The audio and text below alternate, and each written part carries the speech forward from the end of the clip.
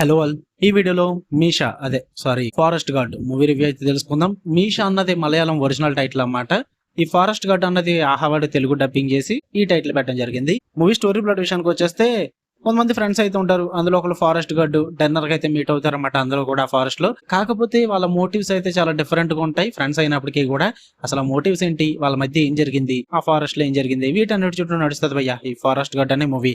Overall గా నాకు ఎలా అనిపించింది అంటే తమ్నైల్ లో చూసారు కదా, పని ఏం లేదు ఆహావాడికి. కాస్త కొంచెం అన్న సిక్కు ఉంటే ఆహావుడికి ఆ ఈటీవీ విన్ చూసి నేర్చుకుంటే బెస్ట్ బ్రో. కనీసం ఒరిజినల్ కంటెంట్ తీసుకొస్తాడు ఈటీవీ విన్ వాడు. తెలుగు ప్లాట్ఫామే కదా, ఈ ఏం ఉపయోగం ఆహా ప్లాట్ఫామ్ ఉడితే అసలు నాకు అర్థం కాదు.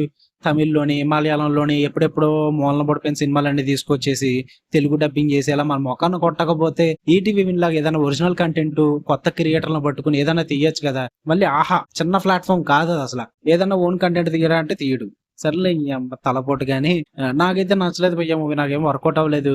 మెయిన్ ప్రాబ్లం ఏంట్రా మూవీతో అంటే ప్లాట్ అని చెప్తాను నేను. ఇది సరిగ్గా ఒక ప్లాట్ అన్నది లేదు ఇక్కడ.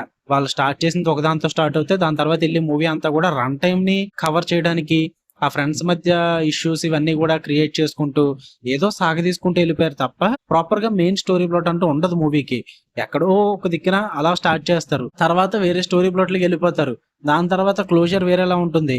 మొత్తం అంతా కూడా మనకి ఎందుకు జరుగుతుంది ఏం జరుగుతుంది అన్నది సరిగ్గా ఒక స్క్రీన్ ప్లే ఉండదు. ఎలా పడితే అలా వెళ్ళిపోతుంటది. నాకు అదే బిగ్గెస్ట్ ప్రాబ్లం. నాకైతే మెయిన్ అందుకే వర్కౌట్ అవ్వలేదు మూవీ. నేను ఆ క్యారెక్టర్లు కూడా అందుకే కనెక్ట్ అవ్వలేకపోయా. కుచ్బి ఏదన్నా చేసుకోండి అన్నట్టు ఉందన్నమాట.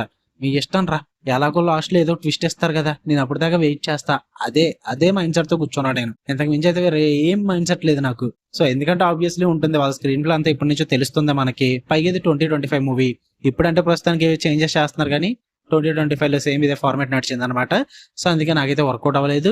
స్టోరీ పరంగా అంత ఏం లేదు. పర్ఫార్మెన్సెస్ అయితే బాగున్నాయి అండ్ టెక్నికల్ ఆస్పెక్ట్స్ ఆబ్వియస్లీ బాగున్నాయి. సినిమాటోగ్రఫీ కానీ ఆ ఫారెస్ట్ సీక్వెన్సెస్ కానీ అంటే కొన్ని మూమెంట్స్ ఉంటాయి, అవి చాలా బాగా ప్రెజెంట్ చేశారు.